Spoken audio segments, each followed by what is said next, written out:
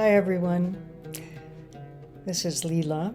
I wanted to share a little bit about the journey that David and I just returned from, traveling around the state of Colorado. We decided to take a road trip rather than navigate airports and various other possibilities.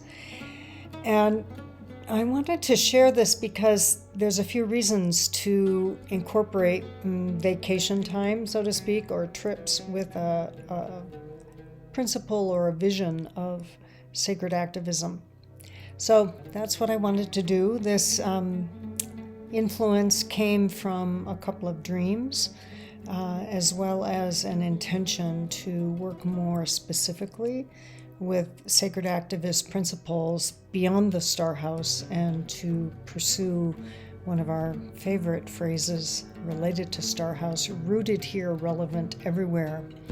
So we worked with principles of the four directions and linking some of the sites we went to the four directions, to Star House and the Kiva particularly.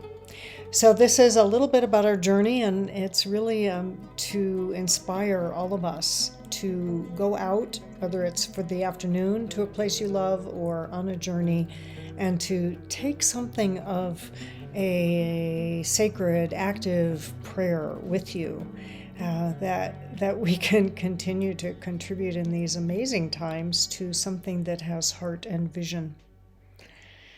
Thank you. Here you go.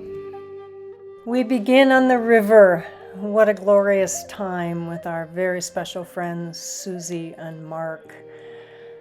And they took us to some magical places and the delight of starting the journey on water.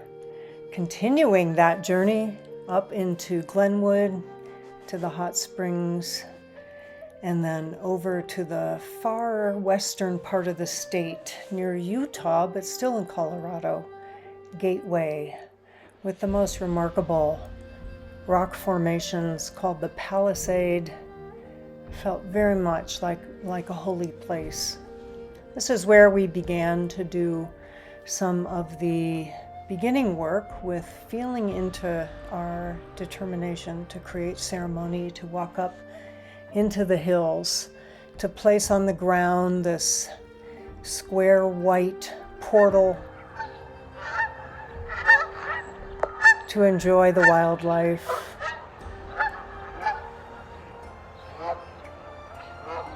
to deeply and profoundly connect with trees. Big love for the tree people, the stone people. And then over to Lowry Ruin in the southwest. Imagine what these Pueblo people felt like. They had great kivas, huge kivas, and this is one of the remnants of it in Lowry. We saw many kivas. This is the land of Kiva. This is an interior look at how it might have felt, a little bit of a reconstruction.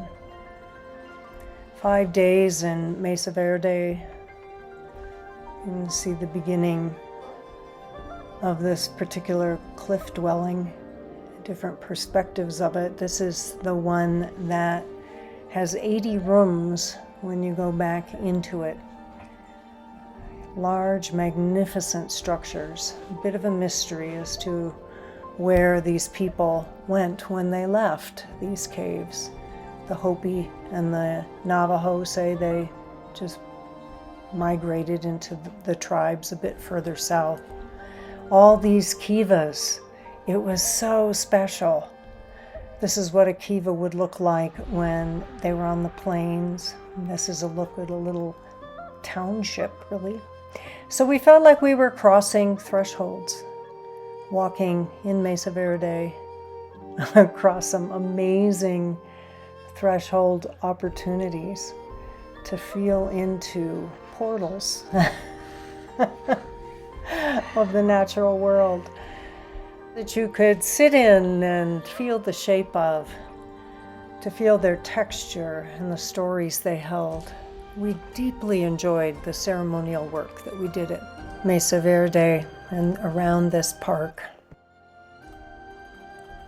The spirits who congeal these rocks, and then the spirits who lift them up out of the ocean bottoms so that we can play upon them and sense their gift, giving humans a place to stand and grow and play and love.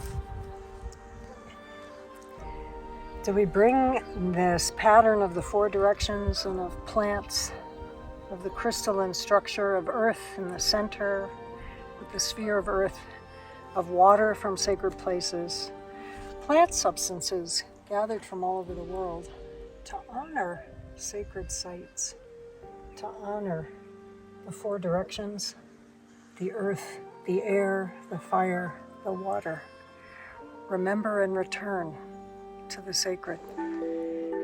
And the greatest petroglyph in the United States, the beauty of their pattern, mimicking the patterns in nature, the concentric circle pattern found in several places throughout the Pueblo culture.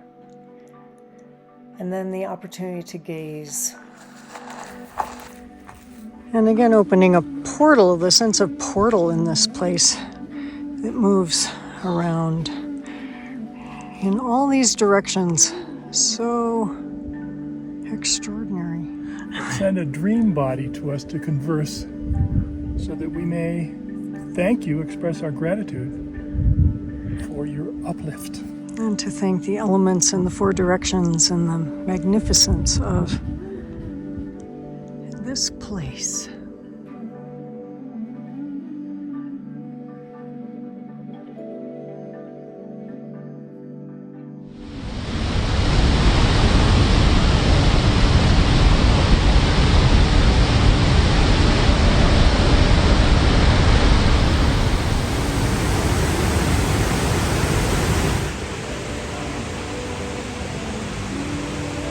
It's an honor to access places of such power and primal energy. The beauty of Mont Blanca is that, as well as being a sacred mountain, it was a place in the fall cave that the women came to do ceremony. Oh, it's so intense and beautiful, and it's about to pour. And the great sand dunes, once again, feeling this spectacular in the storm. Here it comes.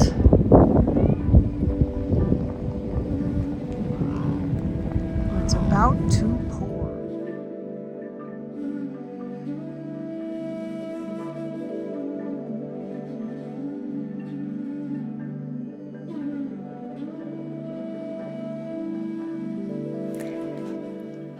The beauty of Mount Princeton and the high country is such a look at the perfection of Colorado landscape. Again, taking a moment to create a connection to Star House, to sacred sites.